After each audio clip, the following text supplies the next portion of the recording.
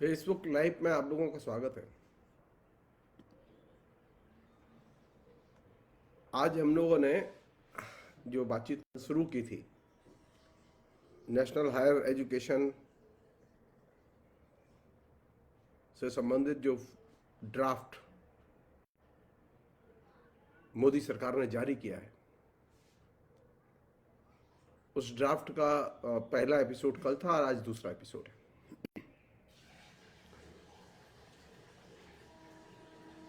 कल जो बातें कही गई उनमें से किसी चीज को मैं रिपीट नहीं करूंगा। मैं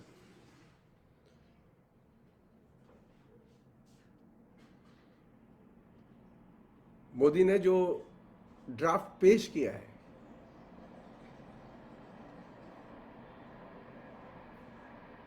national qualification framework in India के नाम से,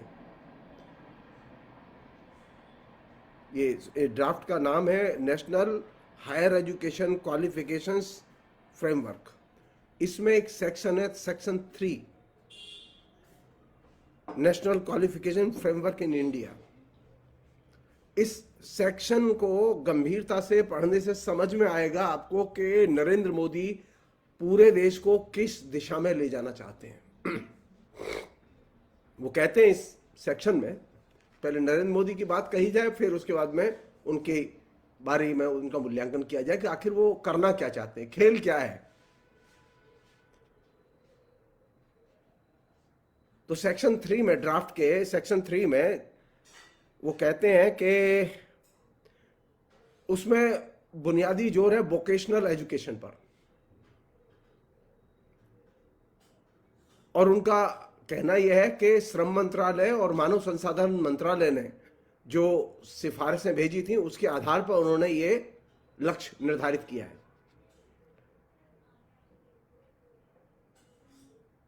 और इसका जो मूल इम्फेसिस है, मुख्य बिंदु है जिस पर कि वो पूरे राष्ट्र को ले जाना चाहते हैं, वो ये कि कौशल के अनुरूप ज्ञान अर्जित किया जाए।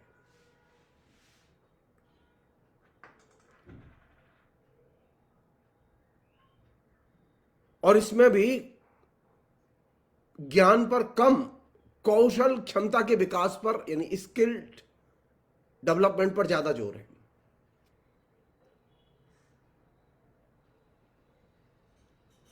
और जो अकादमिक योग्यता है वो किसी क्षेत्र विशेष की, यानी आपने जो स्किल डेवलपमेंट किया उससे ही रिलेटेड कोई एकेडमिक क्वालिफिकेशन अगर आप अर्जित कर लें, डिग्री ले लें, डिप्लोमा ले लें, पोस्ट ग्रेजुएट कर लें, वगैरह वगैरह। और यही चीज नौकरी के लिए उन्होंने एक तरह से अनिवार्य मान ली है।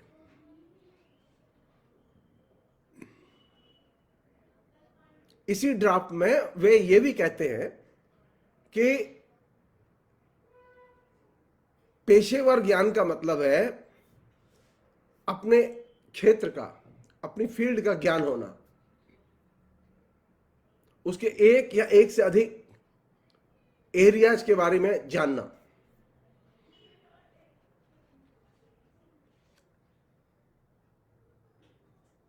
उसी में वे एक और मंत्र, राम जी का मंत्र, जिसमें अब देश चलेगा, नारा देते हैं, learning how to learn skills. ये वो इंफेसिस एरिया है जिस दिशा में हिंदुस्तान को वो और हिंदुस्तान की पूरी हायर एजुकेशन को ले जाना चाहते हैं।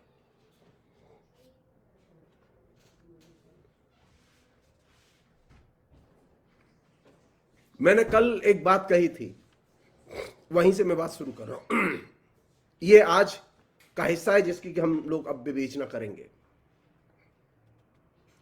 मैंने कल ये बात कही थी कि जो नरेंद्र मोदी की सरकार है वो पूरे के पूरे शिक्षा, समाज और राज्य, इन तीनों के संबंध को ही बदल देना चाहती है।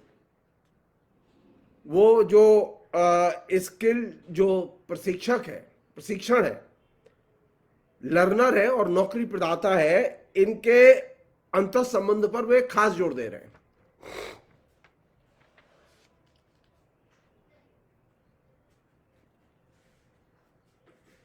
सवाल यह है कि जो विद्यार्थी पढ़ने आ रहा है वो क्या स्किल डेवलपमेंट के लिए आ रहा है या हिंदुस्तान के लिए आ रहा है?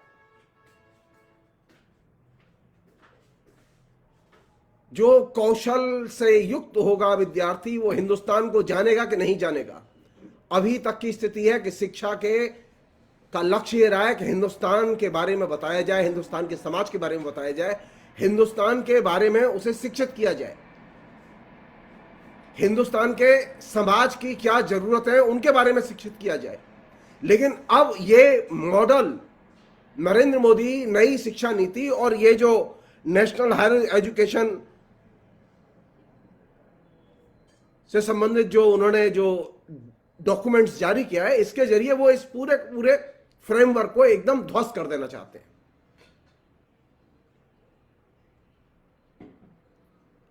अब ये जो कौशल सीखेगा विद्यार्थी, अब इस विद्यार्थी को हिंदुस्तान को जानने की जरूरत नहीं होगी और हिंदुस्तान के ज्ञान से संबंधित, हिंदुस्तान की समस्याओं से संबंधित उसे कोई चीज नहीं पढ़ाई जाएगी,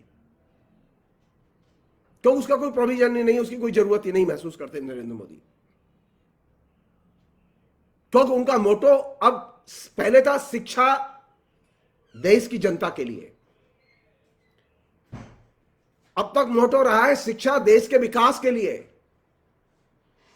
अब तक ये मोटो रहा है शिक्षा देश के धर्मनिरपेक्ष लोकतंत्र समाज की रक्षा के लिए। लेकिन अब ये मोटो अपदस्थ किया जा रहा है शिक्षा नौकरी के लिए, और ये मेजर आइडियोलॉजिकल शिफ्ट है जिसके तहत नरेंद्र मोदी पूरी की पूरी शिक्षा व्यवस्था को ले जाना चाहते हैं। अब जो नया जो विद्यार्थी तैयार होगा, वो नया विद्यार्थी जो विभिन्न किस्म के पेशेवर कौशल को सीखेगा, उसे यह जानने की जरूरत नहीं है कि हिंदुस्तान में किस तरह की सामाजिक संरचनाएं हैं, हिंदुस्तान का किस तरह का यथार्थ है, हिंदुस्तान में गरीब अमीर किस तरह के लोग रहते हैं, हिंदुस्तान की जनता के बीच में जीवन में, संस्कृति में, राजनीति में किस तरह के अंतर विरोध है, यह जानने की जरूरत नहीं है। क्योंकि अब शिक्षा का लक्ष्य नौकरी, पहले था शिक्षा का लक्ष्य समाज को जानना और समाज को बदलना और समाज की सेवा करना।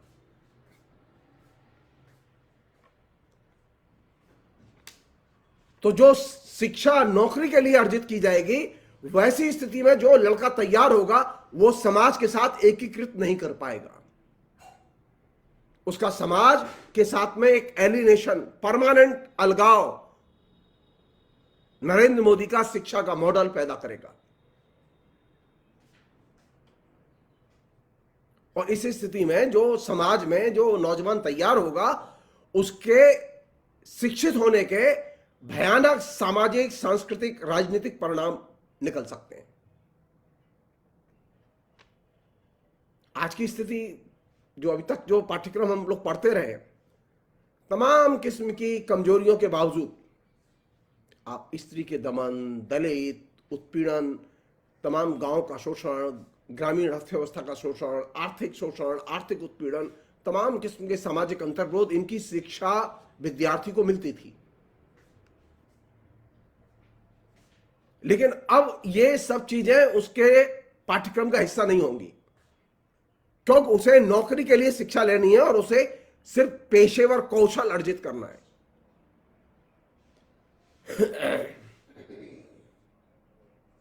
जैसा कि आप लोग जानते हैं कि एक नई कल्चर पैदा हुई है, और वो कल्चर अब जब नौकरी के लिए शिक्षा का उद्देश्य केंद्र में लाके रख दिया जाएगा, तो वह कल्चर और भी ज्यादा फैलेगी।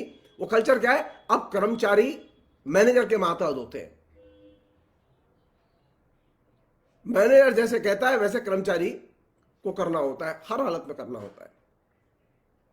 और उसी तरह छात्र जो है वो अब स्कूल प्रबंधन के मातहत होंगे।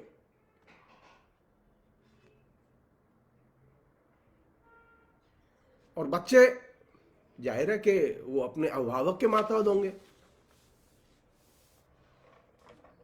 और इसका जो मातहत होने का जो सिस्टम ऑलरेडी पहले से था, लेकिन शिक्षा में आने के बाद में उसमें एक परिवर्तन की संभावनाएं पैदा होती थी, लेकिन अब वो और सघन होगा।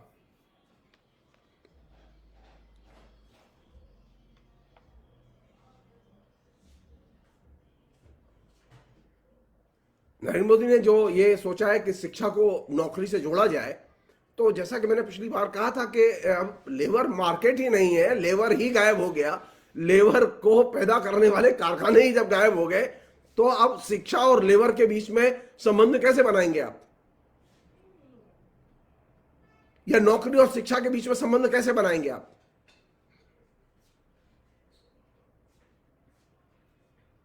एक और भी चीज है जो बहुत मजेदार चीज है कि हमारे जो स्कूली सिस्टम है, अभी तक की जो एजुकेशन है, अब जिसे वो लाना चाहते हैं, धीरे धीरे बदलना चाहते हैं,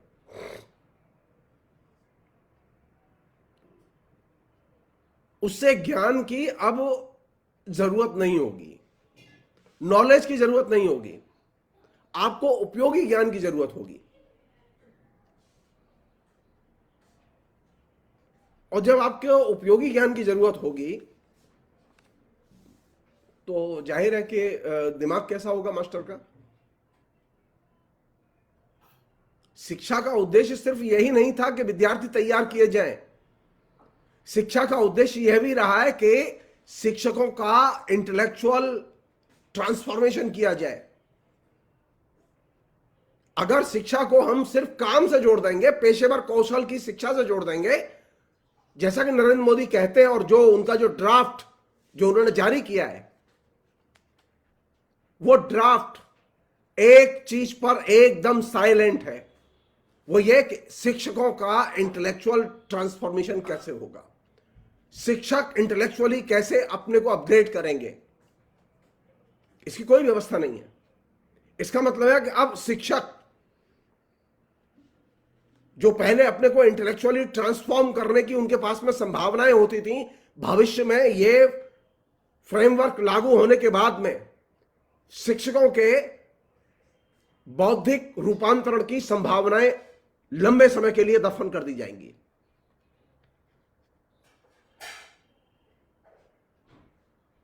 अब तक यह रहा है कि जो शिक्षक रहे हैं,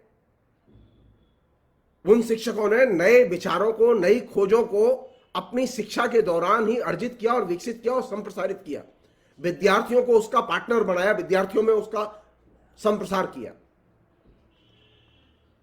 लेकिन ड्राफ्ट तो इस मामले में एकदम साइलेंट है, उसमें कोई एक लाइन नहीं है कि इंटेलेक्चुअली कैसे शिक्षकों का ट्रांसफॉर्मेशन किया जाएगा।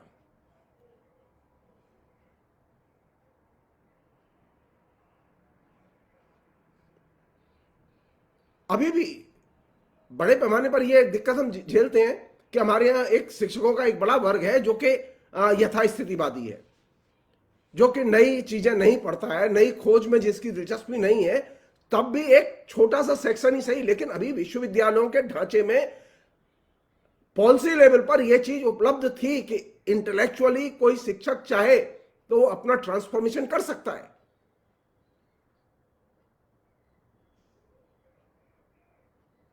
लेकिन नया जो ड्राफ्ट जो नरेंद्र मोदी सरकार ने प्रस्तावित किया है, उस जिसे हम लोग national higher education qualifications framework के नाम से जानते हैं, वो तो एकदम शिक्षकों के बौद्धिक रूपांतरण के सवाल को दफन कर देता है। इसका मतलब है कि नरेंद्र मोदी अच्छी तरह से जानते हैं कि अगर वो एक बार हिंदुस्तान को इंटेलेक्चुअली नपुंसक बना देंगे और हमेशा के लिए बंध्या बना देंगे, तो वो फासिस्ट नेता की तरह राज करने में सफल रहेंगे। शिक्षक संगठनों की और छात्रों की यह जिम्मेदारी बनती है कि वे विश्वविद्यालय और कॉलेज खोलने के बाद में इस मसले पर सड़कों पर आए, क्योंकि नया फ्रेमवर्क शिक्षकों के बौद्धिक रूपांतरण के सवाल को हमेशा के लिए ठंडे बस्ते में पहुंचाने वाला है। क्योंकि उसमें जब आपको कौशल ही सिखाना है और पेशेवर कौशल ही सिखाना है, तो शिक्षक की स्थिति यह होगी, शिक्षक से यह कहा जा रहा है कि वह यथास्थिति बनाए रखे। ऑलरेडी एक बड़ा सेक्शन है शिक्षकों का जो यथास्थितिवादी है। हम लगातार उनके बीच में काम करते रहे, लिखते रहे, पढ़ते रहे। तमाम जो इंटेलेक्चुअल किस्म के शिक्षक हैं वे ये कोशिश करते रहे कि शिक्षकों में परिवर्तन आए। लेकिन अब तो पॉलिसी से ही कहा जा रहा है, नीति के तौर पर सरकार कह रही है कि शिक्षकों के इंटेलेक्चुअल रूपांतरण की कोई जरूरत नहीं है। तो शिक्षक अगर यथास्थितिवादी होगा और जो national higher education qualification framework है जो प्रस्तावित किया गया है, वो बेसिकली शिक्षकों को यथास्थितिवादी बौद्धिक बनाए रखने में विश्वास करता है। ये ड्राफ्ट 2 स्तर पर एकदम असफल है और फेल है और रिजेक्ट करने लायक है। पहला यह कि विद्यार्थियों और शिक्षा को जनहित की दिशा में संप्रसारित करने का लक्ष्य नरेंद्र मोदी की सरकार ने त्याग दिया है। इस ड्राफ्ट में जनहित की शिक्षा का कोई भी नक्शा, कोई भी परिकल्पना, कोई भी कॉन्सेप्ट, कोई भी बात नहीं है। और दूसरी इसकी जो सबसे बड़ी असफलता है जिसकी वजह से इसे रिजेक्ट किया जाना चाहिए, वो ये कि शिक्षकों के बौद्धिक रूपांतरण की कोई परिकल्पना और योजना और संसाधन इसमें सजेस्ट नहीं किए गए। खाली एक शाब्दिक माया जाल है इसमें जो कि वो उन्होंने उस पूरे ड्राफ्ट को तैयार किया है। तो कोरे शाब्दिक माया जाल से न तो शिक्षकों में परिवर्तन आएगा और न छात्रों में परिवर्तन आएगा।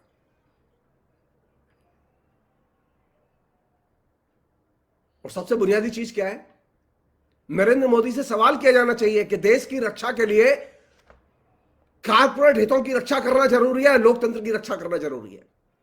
अब तक शिक्षा का उद्देश्य धर्मनिरपेक्षता और लोकतंत्र की रक्षा रहा है।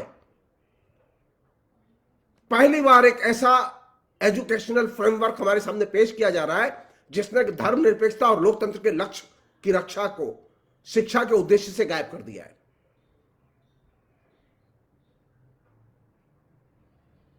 तो ये जो मैकेनिक बनेगा, ये जो कारपेंटर बनेगा, ये जो तमाम किस्म के कल कारखाने में काम करेगा लड़का, ये किस देश में रहेगा? लोकतंत्र में रहेगा कि नहीं रहेगा? लोकतंत्र में रहेगा तो लोकतंत्र की उसके पास चेतना होनी चाहिए कि नहीं होनी चाहिए? अगर वो भारत में रहेगा और भारत धर्मनिरपेक्ष राष्ट्र है तो धर्मनिरपेक्ष राष्ट्र के प्रति उसके अंदर कमिटमेंट होना चाहिए कि नहीं होना चाहिए? या फिर कारखानेदार के प्रति कमिटमेंट होना चाहिए खाली? तो ये जो फ्रेमवर्क में जो एक बुनियादी शिफ्ट है,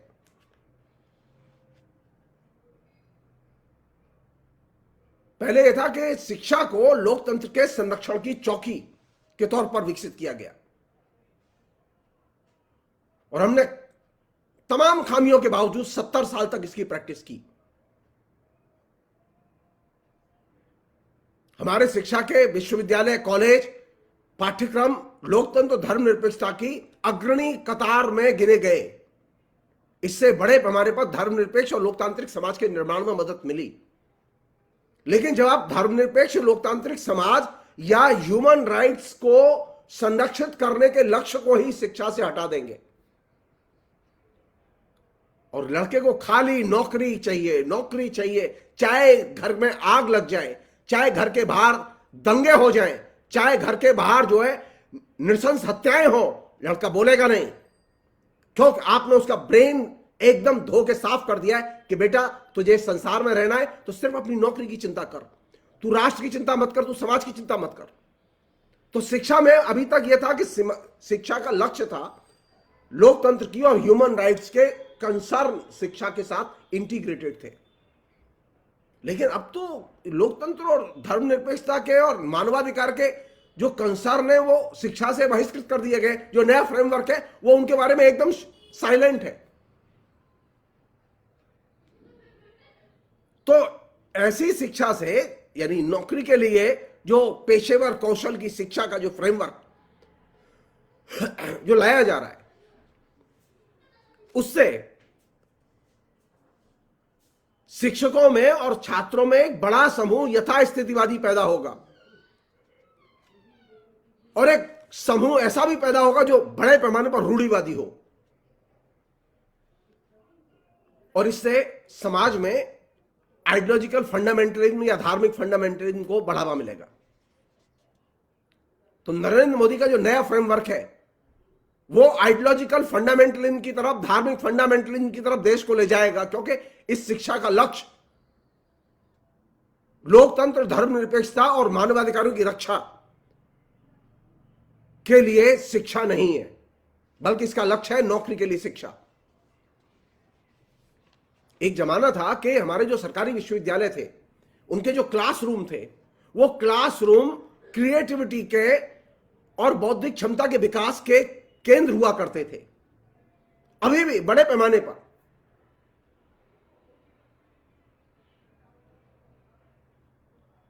एक सृजनात्मकता की एक बहुत बड़ी भूमिका रही है, जिससे कि टीचर ने अपने इंटेलेक्चुअल कैलिबर को, अपने इंटेलेक्चुअल रूपांतरण को संभव बनाया और समाज को बहुत कुछ दिया। आज देश में जो कुछ 70 साल में जो दिखाई दे रहा है आपको इंटेलेक्चुअल कैलिबर, वो इंटेलेक्चुअल कैलिबर इसलिए दिखाई दे रहा है कि हमारी शिक्षा नीति में शिक्षकों के इंटेलेक्चुअल ट्रांसफॉर्मेशन की पॉलिसी इंटीग्रेटेड थी। लेकिन नरेंद्र मोदी ने जो अब पॉलिसी एडॉप्ट की है, जिसे वो प्रस्तावित कर रहे हैं, उसमें एजुकेशन में और खासतौर पर शिक्षकों के लिए इंटेलेक्चुअल ट्रांसफॉर्मेशन की, इंटेलेक्चुअल जो है क्षमता के विकास की कोई भी किसी भी किस्म की परिकल्पना पेश नहीं की गई है। तो आप ये बताइए कि हमारे जो यूनिवर्सिटी और कॉलेज होंगे वो कैसे होंगे, जिनमें सृजनात्मकता नहीं होगी और इंटेलेक्चुअल कैलिबर नहीं होगा। वो सिर्फ पाठ्यक्रम पढ़ाएंगे, वो सिर्फ नौकरी के लिए पाठ्यक्रम पढ़ाएंगे, जैसे कि प्राइवेट विश्वविद्यालयों में पढ़ाए जाते हैं। प्राइवेट विश्वविद्यालय में कोई जीनियस पैदा नहीं हुआ अभी तक। हिंदुस्तान के जितने भी प्राइवेट विश्वविद्यालय बने, उनमें कोई जीनियस पैदा नहीं हुआ जिसने हिंदुस्तान को बहुत कुछ दिया हो इंटेलेक्चुअली। हिंदुस्तान में जितने भी नोबेल लॉरिएट हैं, हिंदुस्तान में जितने भी विज्ञान की नई खोजें हुई हैं, वो सारी की सारी खोजें सरकारी विश्वविद्यालयों में हुई हैं। साहित्य में, समाज विज्ञान में जितनी भी बड़ी महत्वपूर्ण सारी खोजें हुई हैं अब तक, वो सारी सरकारी विश्वविद्यालयों में हुई हैं, और उसके जरिए हिंदुस्तान का जो वैभव है, बौद्धिक वैभव है, वो सामने आया है। तो हिंदुस्तान को शिक्षकों के इंटेलेक्चुअल कैलिबर के विकास की अब जरूरत नहीं होगी नरेंद्र मोदी के लिए। नरेंद्र मोदी को कैसे लोग चाहिए? जो सिर्फ नौकरी के कौशल की शिक्षा दे। यानी अब आने वाले समय में नरेंद्र मोदी ये चाहते हैं कि विश्वविद्यालय सिर्फ डिग्री देने और पाठ्यक्रम पढ़ाने के केंद्र बने।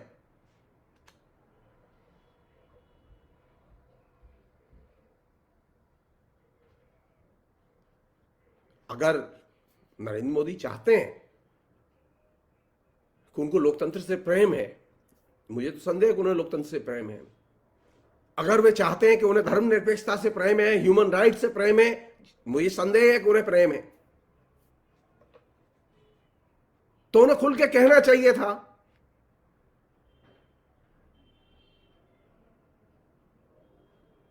कि वे विश्वविद्यालयों को, कॉलेजों को नए नए विषयों पर शोध करने और स्वतंत्रता के साथ में अपने को एक्सप्रेस करने, आइडियोलॉजिकली एक्सप्रेस करने की आप फ्रीडम देंगे।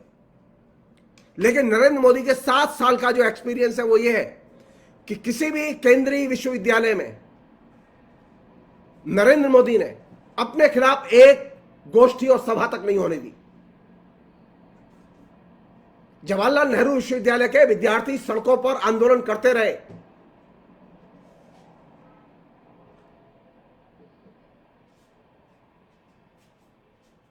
और जिन लोगों ने सरकारी या प्रशासनिक अवहेलना करके आंदोलन किए, उनके ऊपर लंबे मोटे फाइन किए गए, उन्हें दंडित किया गया। तो नरेंद्र मोदी तो नहीं चाहते कि विश्वविद्यालयों में freedom of expression, intellectual calibre के विकास के लिए, जो कि एक बुनियादी शर्त है, नए नए विषयों की खोज और उसके लिए सरकार की तरफ से संसाधन दिए जाएं, जो एक बुनियादी शर्त है। नरेंद्र मोदी ने आने के बाद लगातार शिक्षकों की रिसर्च की ग्रांट लगातार कर्टेल की है। अब शिक्षकों को नए नए विषयों पर ग्रांट नहीं मिलती, उन विषयों पर ग्रांट नहीं मिलती जिन विषयों पर नरेंद्र मोदी एकदम नाखुश है। एक अन्य चीज, और बहुत इंपॉर्टेंट चीज, नरेंद्र मोदी का ये जो ड्राफ्ट फ्रेमवर्क है सो कॉल्ड, इसमें लाइब्रेरी नहीं आती, कौशल का विकास सिर्फ आता है। कॉलेज और विश्वविद्यालय सृजनात्मकता के, इंटेलेक्चुअल कैलिबर के विकास के केंद्र बने, इसके लिए जरूरी है कि लाइब्रेरी सुविधाओं का विस्तार किया जाए और विकास किया जाए। नरेंद्र मोदी के शासन में लाइब्रेरी में लगातार हर विश्वविद्यालय में थोक के हिसाब से रद्दी किताबें खरीदी गई हैं, हर विश्वविद्यालय में थोक के हिसाब से लाइब्रेरी के बजट में कटौती की गई है। इसका मतलब यह है कि नरेंद्र मोदी को ज्ञान से कोई प्रेम नहीं है, बल्कि ज्ञान से शत्रुता है। और जो ढांचा प्रस्तावित किया गया है इसमें, और जो प्रैक्टिस चल रही है, वो प्रैक्टिस ये रहेगी आने वाले समय में, अगर ये फ्रेमवर्क लागू होता है, अगर शिक्षकों ने इसका विरोध नहीं किया तो शिक्षक सिर्फ दैनंदिन रूटीन के कामों में इस तरह से उलझा दिए जाएंगे, अकादमिक कामों में इस तरह उलझा दिए जाएंगे कि वे ठीक से एक अखबार भी ना पढ़ सकें। किताब पढ़ना तो बहुत दूर की बात रही।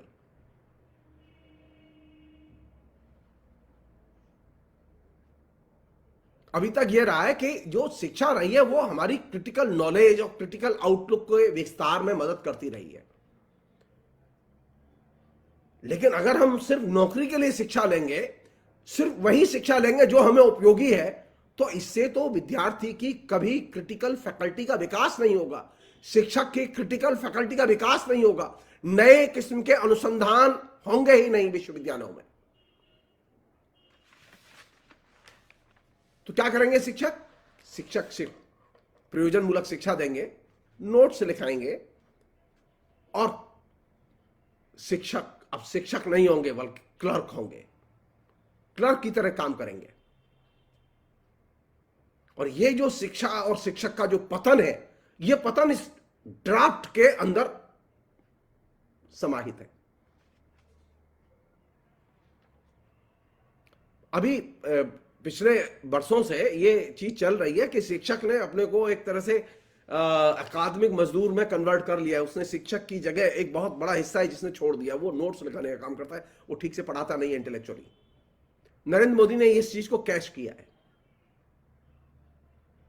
कायदे से होना चाहिए था कि यह स्थिति बदलती, नरेंद्र मोदी इस पर काम करते।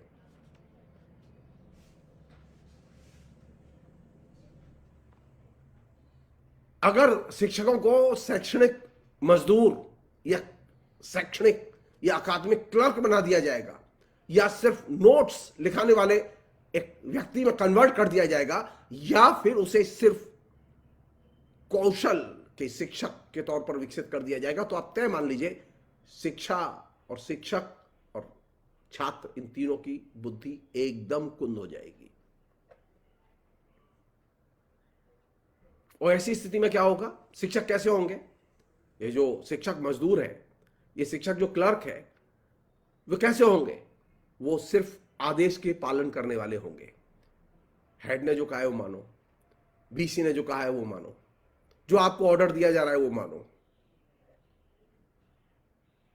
तो ये जो नया फ्रेमवर्क है, ये एक और चीज जो खतरनाक चीज लेके आ रहा है, वो ये कि जो ऑर्डर दिया जा रहा है वो मानो। आदेश सर्वोपरि है, ज्ञान और विवेक सर्वोपरि नहीं है। अभी तक ये रहा है कई बार कि वाइस चांसलर ने कोई चीज कही है तो हम अपने विभाग में खड़े होकर चुनौती देते रहे कि नहीं, हम नहीं मानेंगे, हम अपनी जो सुविधा होगी हम वो काम करेंगे, जो हमें सही लग रहा है वो काम करेंगे। लेकिन अब नए फ्रेमवर्क के बाद में ये फ्रीडम शिक्षक के पास नहीं होगी। इसका परिणाम ये निकलेगा, ऑलरेडी ये प्रक्रिया शुरू हो चुकी है कि शिक्षक नौकरशाही की चमचागिरी करेगा। वो वाइस चांसलर का चमचा बनेगा, वो डीन का चमचा बनेगा, वो किसी और पॉलिटिकल नेता का चमचा बनेगा जिसका कि यूनिवर्सिटी में कंट्रोल है। तो शिक्षक की जो एक पहचान, एक ज्ञान के एक महत्वपूर्ण व्यक्ति के तौर पर होती थी, अब वो पहचान अब एक चमचे के तौर पर होगी। और इस तरह से वह अपनी स्वतंत्र अभिव्यक्ति और ज्ञान अर्जित करने और ज्ञान के जरिए रूपांतरित करने की क्षमता को खो देगा। आखिरी चीज इस प्रसंग में, नरेंद्र मोदी ने इस मॉडल में जिसका कि मैंने शुरू में जिक्र किया आपसे कि उनका लक्ष्य क्या है,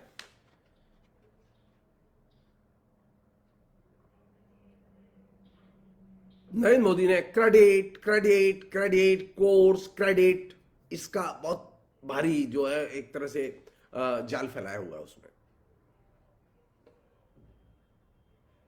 अगर शिक्षा का काम क्रेडिट कोर्स और इस तक और इसकी दैनंदिन जो जद्दोजहद है इस तक अगर वो सीमित कर देगा तो उसका एक रिजल्ट ये निकलेगा कि शिक्षक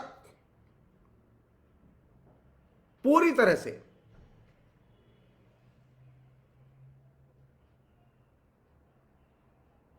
विश्वविद्यालय के पाठ्यक्रम का एक तरह से मातहत बन जाएगा। पाठ्यक्रम जो कहेगा वही वो पढ़ाएगा, पाठ्यक्रम में जो लिखा है वही उसका काम होगा, उससे अधिक उसकी कोई भूमिका नहीं होगी। अभी तक स्थिति ये थी कि शिक्षक की भूमिका ये थी कि वो शिक्षक प्रगतिशील मूल्यों को कक्षा में ले जाता था, सामाजिक प्रगति का एक तरह से वो व्हीकल था। लेकिन अब वो सामाजिक प्रगति का व्हीकल नहीं होगा, अब प्रगतिशील मूल्यों का व्हीकल नहीं होगा, बल्कि अब तो उसे सिर्फ ये बताना है कि कौन सा पुर्जा कैसे खोलना है, कौन सा जो है कौशल कैसे विकसित करना है, सिर्फ कौशल की शिक्षा देनी है।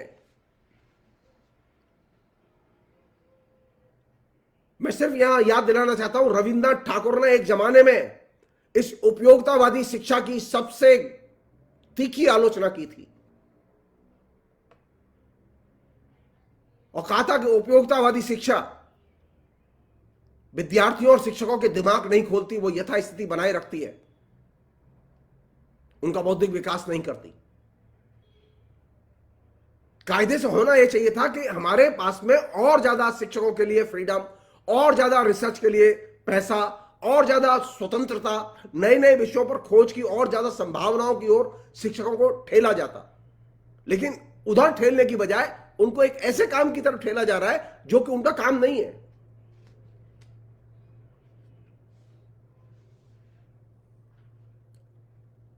एक अन्य चीज और खतरनाक चीज जो इस मॉडल में है, जो नरेंद्र मोदी ने ड्राफ्ट तैयार किया और जो इसे प्रस्तावित किया है, वो ये कि नरेंद्र मोदी चाहते हैं कि शिक्षा का मॉडल वो बिजनेस घरानों के जो स्वार्थ है उसके अनुरूप काम करे। दूसरी चीज वो ये चाहते हैं कि जो शिक्षा हो और जो शिक्षक हो वो सरकारी विचारधारा का अनुकरण करे और पालन करे।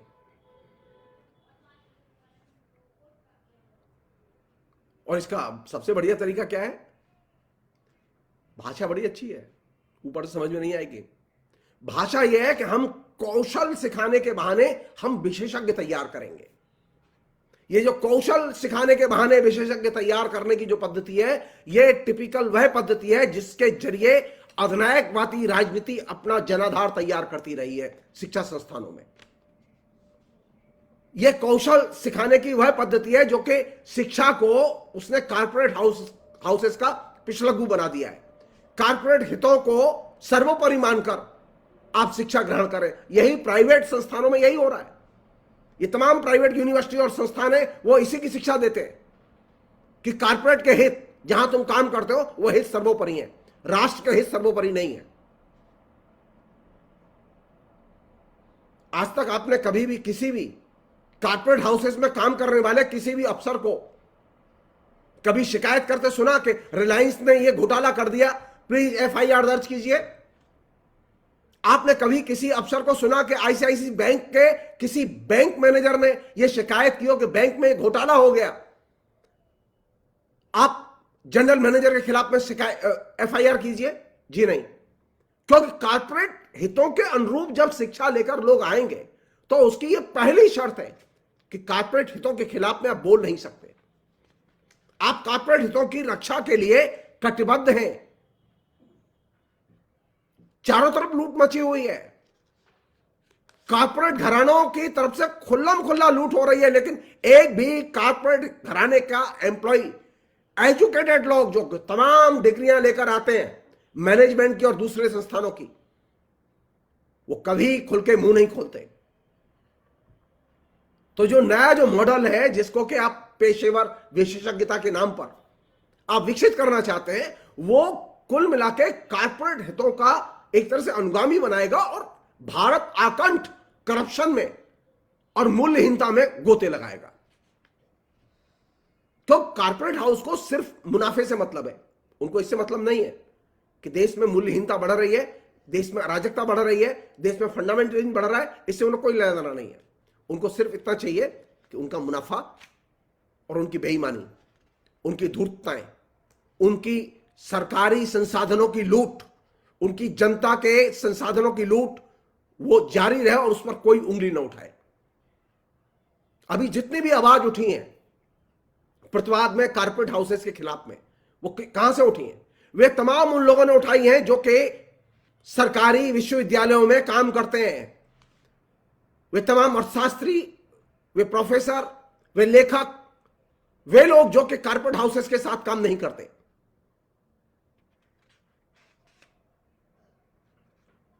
एक और चीज होगी, ये जो विशेषज्ञता विकसित होगी नौकरी के लिए, वो एक काम और करेगी, वो ये करेगी समाज विज्ञान को कूड़े के ढेर पर फेंक दिया जाएगा, या फिर समाज विज्ञान को सीधे कारपोरेट हाउस के फॉलोअर के तौर पर विकसित किया जाएगा। अमेरिका में यह काम किया गया, प्रथम विश्व युद्ध के पहले भी किया गया, प्रथम विश्व युद्ध के बाद भी किया गया। कहने का मतलब यह कि नया जो मॉडल है वो शिक्षा और ज्ञान, एजुकेशन और नॉलेज का जो रिलेशन है, इस रिलेशन को एकदम तोड़ देगा। तो नरेंद्र मोदी को शिक्षा तो चाहिए लेकिन ज्ञान नहीं चाहिए। नरेंद्र मोदी ने अपने इस प्रस्तावित मॉडल के जरिए, जो ड्राफ्ट उन्होंने जारी किया, उस ड्राफ्ट के जरिए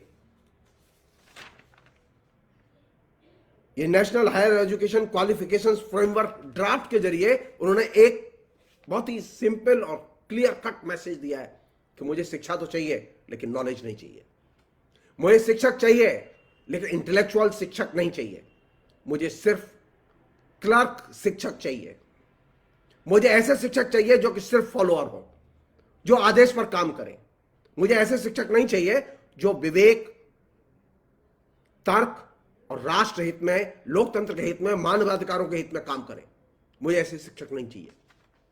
तो नई जो शिक्षा का जो ढांचा नरेंद्र मोदी ने प्रस्तावित किया है, उस ढांचे की खूबी यह है कि आप अब एक चीज और सोचिए, थोड़ा सा ठंडे दिमाग से सोचिए आप।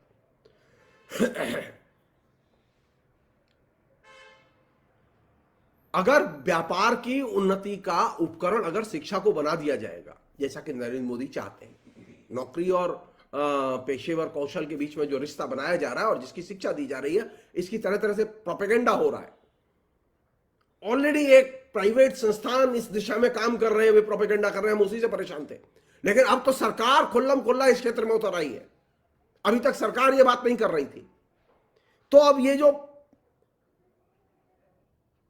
शिक्षा और ज्ञान को व्यापार की उन्नति का उपकरण बना देने की जो मुहिम नरेंद्र मोदी ने शुरू की है, उससे कौन सी चीज प्रभावित होगी? उससे जो चीज सबसे ज्यादा प्रभावित होगी उसकी तरफ मैं ध्यान खींचना चाहता हूं। अब तक हुआ यह कि हमारे यहां जो नेचुरल साइंस का डेवलपमेंट हुआ, और नेचुरल साइंस के डेवलपमेंट ने पूरे के पूरे विश्व में ज्ञान के एटीट्यूड को बदल दिया।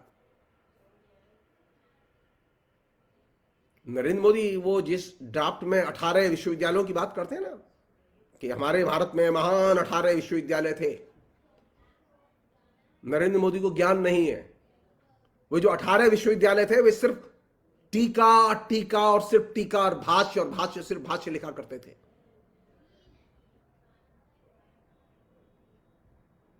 उनके पास में समाज के परिवर्तन का कोई नक्शा नहीं था।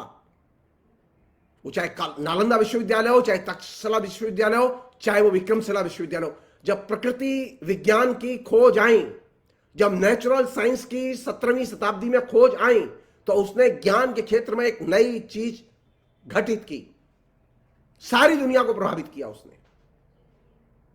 और जो चीज आई वो इंपॉर्टेंट चीज थी, जिसे सीखने की जरूरत है, जिसे कि नरेंद्र मोदी आपसे छीनना चाहते हैं। उसी चीज क्या आई जो कि शिक्षा का एक महत्वपूर्ण एलिमेंट है? वो चीज ये थी कि अब तक ये था कि जो एकेडमिक जो जगत था वो प्रभुत्वशाली लोगों का अड्डा था, प्रभुत्वशाली जगत का ही वर्चस्व हुआ करता था उसमें। लेकिन जो नई चीज थी जिसने कि प्रभुत्वशाली वर्ग के लिए चिंता पैदा की, वो ये थी कि नेचुरल साइंस की खोज ने एक नया काम किया।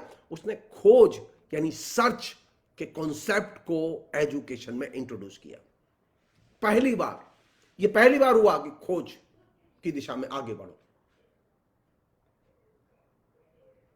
और खोज की ललक में समाज विज्ञान, ह्यूमैनिटीज, साइंस, इन सब क्षेत्रों में नई नई खोजें की गई और समाज में मूलगामी परिवर्तन हुए। जो परिवर्तन पिछले 3000 साल में कभी नहीं हुए, वे परिवर्तन पिछले 200 साल में हुए। सॉरी, 300 साल में, क्योंकि 17वीं शताब्दी में ये प्रकृति विज्ञान की खोजें आई। तो ये जो national higher education qualification framework है, ये बेसिकली खोज की जो ललक जो विश्वविद्यालयों में होती है, विश्वविद्यालय के शिक्षकों में होती है, एक सेक्शन है जो कि इस काम में दिन रात लगा रहता है, उसकी जरूरत उसे नहीं पड़ेगी नरेंद्र मोदी को, क्योंकि नरेंद्र मोदी को ऐसी शिक्षा नहीं चाहिए जो कि खोज पर जोर दे। जब खोज पर जोर दिया था तो हमारे पास में क्रिटिकल थॉट थे, हमारे पास में आलोचनात्मक विचार थे, हम हर चीज को तर्क और विवेक की कसौटी पर कसते थे। लेकिन अब जो नई भूमिका दी जा रही है वो क्या है? उसमें तकनीकी एजुकेशन पर सबसे ज्यादा जोर है, क्रिटिकल थॉट और नॉलेज पर जोर नहीं है। क्रिटिकल थॉट और रैशनलिटी पर, रेशन पर जोर नहीं है, बल्कि अब जोर है तकनीकी शिक्षा पर, क्योंकि नौकरी के लिए क्या चाहिए? तकनीकी शिक्षा। तो नरेंद्र मोदी का जो नया मॉडल है वो तकनीकी आयाम को महत्वपूर्ण आयाम बनाता है। वो खोज, क्रिटिकल थॉट और रैशनलिटी, इन तीनों को एक सिरे से ठुकराता है।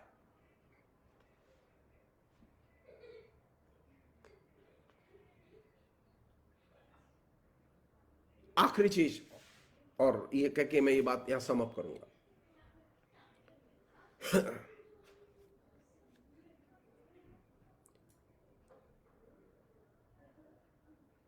अगर आप तकनीकी कौशल और तकनीकी विवेक पर ही ध्यान देंगे तो आप तय मान लीजिए इस समाज में फिर विवेकवाद की,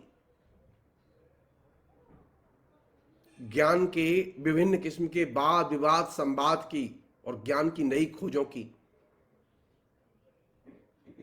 या क्रिटिकल बौद्धिक प्रतिभा के विकास की संभावनाएं लंबे समय के लिए दफन हो जाएंगी,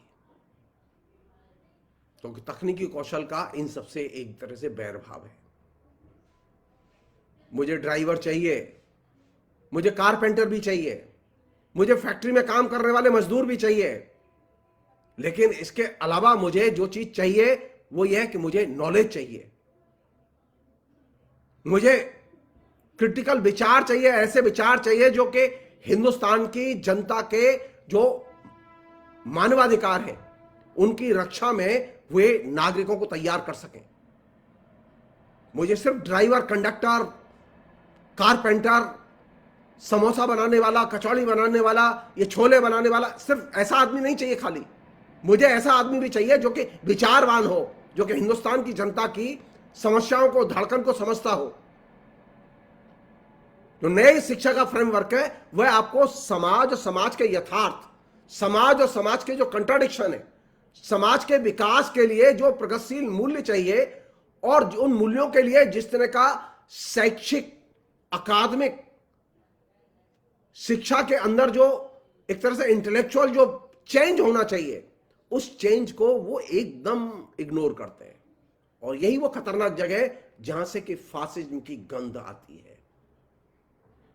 यहीं से वो गंध आती है कि पूरी की पूरी शिक्षा को मरघट की शिक्षा में बदल दो। स्मशानी शिक्षा वह होती है जो सिर्फ पेट के लिए सोचो और पेट के लिए सोच के काम करो और पेट के लिए सोच के सो जाओ। तो नया जो शिक्षा का मॉडल है वो एक तरह से हिंदुस्तान को एक जागरूक विश्व गुरु नहीं बनाएगा, बल्कि वह सिर्फ पेशेवर कौशल से युक्त इर्रेशनल सामाजिक दायित्व, सामाजिक भूमिका, संविधान में जो उल्लिखित दायित्व और भूमिकाएं हैं नागरिक की, उनसे वो एकदम उसे विमुख करेगा। और ये सबसे खतरनाक बिंदु है, और यही वह आधार है जहां से कि इस ड्राफ्ट को रिजेक्ट किया जाना चाहिए। और इसके बाद जो सिलसिला शुरू होगा वो ये होगा कि अब कॉलेज और यूनिवर्सिटी अब बिक्री किए जाएंगे और वे प्राइवेट हाथों में सौंपे जाएंगे, उनकी जमीनें बिक्री की जाएंगी और वे प्राइवेटाइजेशन के लिए मजबूर किए जाएंगे। ऑलरेडी कहा गया है सरकार की तरफ से कि कॉलेज और यूनिवर्सिटी अपनी खाली जगह के इस्तेमाल के बारे में पब्लिक प्राइवेट पार्टनरशिप में काम करने के बारे में सोचें। हम सोच रहे थे कॉलेजों के लिए मैदान होंगे, हम सोच रहे थे कॉलेजों के लिए लाइब्रेरी होगी, हम सोच रहे थे कॉलेजों के परिवेश में बागान होंगे, तरह तरह की हरियाली होगी, लेकिन अब वे सोच रहे हैं कि नहीं, वहां हाट बाजार तमाम किस्म के मॉल होंगे और वे प्राइवेट पब्लिक पार्टनरशिप में होंगे। वे चाहते हैं कि सरकारी कॉलेज और विश्वविद्यालयों के पास में जो जमीनें और बिल्डिंगें हैं वो प्राइवेट संस्थानों के हाथ में, कारपोरेट हाउसेस के हाथ में सौंप दी जाए। और यह काम बड़े कौशल के साथ में, पेशेवर कौशल सिखाने के नाम पर किया जा रहा है। इसमें जहां सरकारी जो शिक्षा संस्थान है उनकी संपत्ति का निजीकरण होगा, वहीं दूसरी तरफ जो बौद्धिक संपदा है उसका भी निजीकरण होगा, आपकी जो स्वतंत्रता है उसका भी निजीकरण होगा। आपके पास में कोई फ्रीडम नहीं होगी। विश्वविद्यालय होंगे लेकिन उनमें कोई फ्रीडम नहीं होगी। आप देख चुके हैं ना, अशोका विश्वविद्यालय के वाइस चांसलर को कैसे खदेड़ के निकाला गया, क्योंकि वो सरकार के खिलाफ लिखता था। सरकार ने फोन मारा, अशोका के मालिक ने एकदम खदेड़ के बाहर कर दिया भानु प्रताप सिंह को।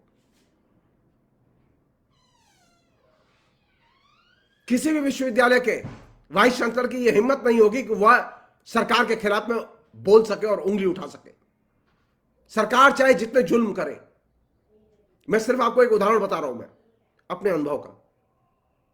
1980-81 में मिसेस इंदिरा गांधी जब प्रधानमंत्री थी तो उन्होंने जवाहरलाल नेहरू विश्वविद्यालय में आने का निर्णय लिया। छात्रों और शिक्षकों ने सबने मिलकर उसका विरोध किया, हम लोगों ने जम के प्रतिवाद किया। भाई नायडू उस समय वाइस चांसलर हुआ करते थे। स्कूल ऑफ इंटरनेशनल स्टडीज के 25 साल होने पर मिसेस गांधी आई थी, उन्हें बुलाया गया था, और छात्रों ने जो प्रतिवाद किया वो प्रतिवाद अभूतपूर्व था।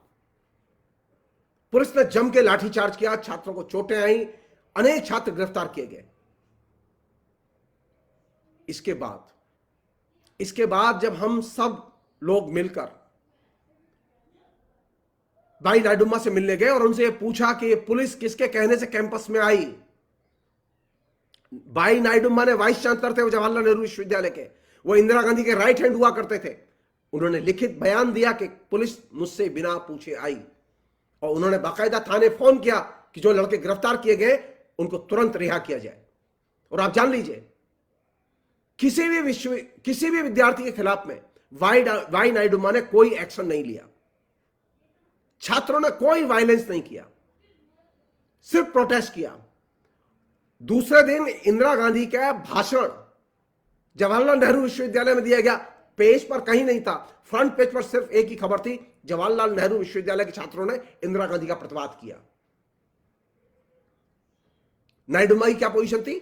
नायडूम्मा की पोजीशन यह थी कि पुलिस को मैंने नहीं बुलाया, पुलिस मुझसे बिना पूछे कैंपस में आई।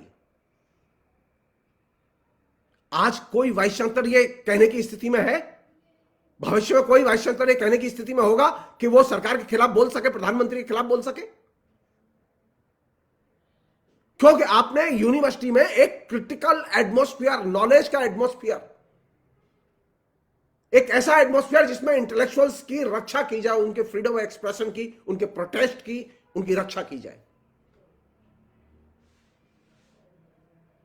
नरेंद्र मोदी तो इस प्रोटेस्ट के कॉन्सेप्ट को ही विश्वविद्यालयों से खदेड़ के बाहर कर देना चाहते हैं। क्यों? क्योंकि वे शिक्षा को लोकतंत्र और धर्मनिरपेक्षता से जोड़कर नहीं देखते। अभी तक शिक्षा का उद्देश्य रहा है लोकतंत्र धर्मनिरपेक्षता की रक्षा करना, यह उसका बुनियादी लक्ष्य रहा है। यह संविधान का बुनियादी लक्ष्य जो अर्जित कर रहा है, यह संविधान के लक्ष्य को अर्जित करने में शिक्षा एक महत्वपूर्ण उपकरण है। हमने इस लक्ष्य को रहते हुए भी लोगों को वोकेशनल एजुकेशन दी, लेकिन आज नरेंद्र मोदी सारी की सारी एजुकेशन को वोकेशनल एजुकेशन में कन्वर्ट कर देना चाहते हैं। जैसा कि मैंने आपसे कहा कि जिस वाशिंगटन एग्रीमेंट का जिक्र किया जा रहा है, उस वाशिंगटन एग्रीमेंट में एक ही चीज है कि सिर्फ इंजीनियरिंग और उससे जुड़े हुए विषयों पर अंडर ग्रेजुएट लेवल का वो एग्रीमेंट है। लेकिन वाशिंगटन समझौते को समूची शिक्षा व्यवस्था के परिवर्तन का समझौता बना दिया जाए, यह तो परले दर्जे की मूर्खता होगी और यह जबरदस्ती होगी। इसका प्रतिवाद किया जाना चाहिए, कोई विकल्प नहीं है इसका। अगर आपने प्रतिवाद नहीं किया तो आप तय मान लीजिए ये शिक्षक, ये विद्यार्थी आने वाली पीढ़ी के सामने अपराधी कहलाएंगे क्योंकि इन्होंने शिक्षा को अपनी आंखों के सामने ध्वस्त होने दिया। आपके सामने किसानों का आंदोलन और उसकी एकजुटता है। किसानों ने अपने आंदोलन और एकजुटता के जरिए नरेंद्र मोदी के सारे सपने, जो किसानों को लूटने के सपने थे, वो ध्वस्त कर दिए। अब आपकी बारी है, अब आपकी बारी है कि आप इस शिक्षा व्यवस्था को ध्वस्त होने से रोकें और इस नई शिक्षा नीति और इस नई शिक्षा नीति के साथ में ये जो फ्रेमवर्क सजेस्ट किया गया है, इसका समग्रता में विरोध करें। और एक ही चीज होगी, ये पूरी की पूरी पॉलिसी वापस ली जाए, दूसरी कोई चीज नहीं होगी। विश्वविद्यालय, कॉलेज लोकतंत्र, धर्मनिरपेक्षता और ह्यूमन राइट्स की रक्षा की अग्रणी चौकियां हैं और रहेंगी। वे स्किल डेवलपमेंट की चौकियां नहीं है, वे सिर्फ पेशेवर कौशल सिखाने के मंच नहीं है, संस्थान नहीं है। यही वह जगह है जहां से कि हमें लोकतंत्र के लिए एक नई इबारत लिखने की जरूरत है। और मैं उम्मीद कर रहा हूं कि शिक्षक समुदाय इस चीज को समझेगा और आने वाले समय में आंदोलन की बृहत्तर भूमिका बनाएगा। फिलहाल इतना ही, बहुत बहुत शुक्रिया, थैंक यू।